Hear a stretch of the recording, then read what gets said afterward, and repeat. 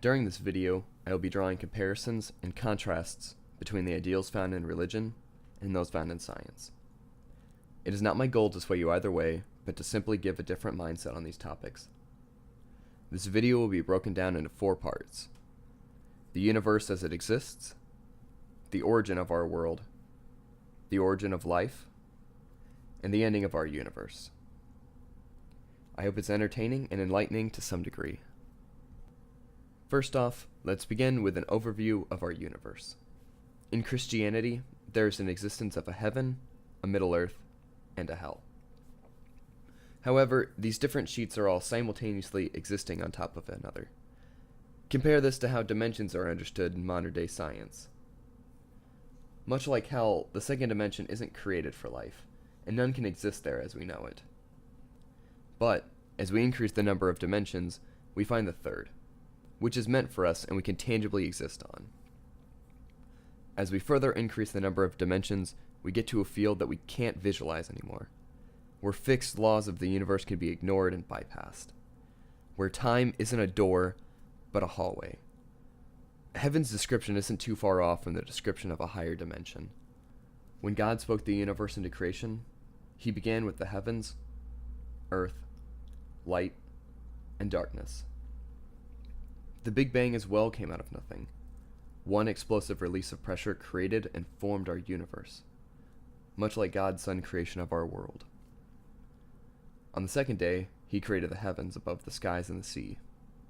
This can be equated to the very first formation of an atmosphere on our planet. He proceeded with creating land and vegetation. Although the very first forms of life originated in the ocean, they were revolutionary to our environment, converting CO2 gas in our atmosphere into oxygen, classifying them as vegetation. As they cleared the CO2 from our atmosphere, it allowed for the perception of stars from our world, which coincides with the creation of the heavenly bodies on the 4th day. And on the 5th day, he created the fish and birds. The very first organisms to behave in these characteristics originated in the ocean and branched out, and as you continue the creation of new organisms in the Bible, it appears almost identical to the process of evolution. Eventually, the earth was finally formed as we know it. We were formed from the dust and ground, and breathed life into, according to the Bible. It even sounds like a beautiful representation for how life can form scientifically. Well, this is how the Bible explains it. Science has another, and we reach the argument of abogenous versus genus. Both explain the formation of life on our planet. According to abogenous, some life can be brought through asteroids, or lightning and radiation can cause the first corruption of self-replicating molecules, otherwise known as DNA. And according to genus, a spark of life can be given from God, or one of the various other belief systems of these different religions. Can one not be the how and the other a why? Simply an explanation of how the process works.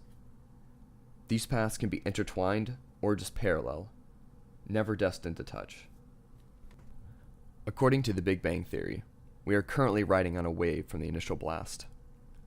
This is why the universe is still ever expanding. It's being pulled and stretched from the energy.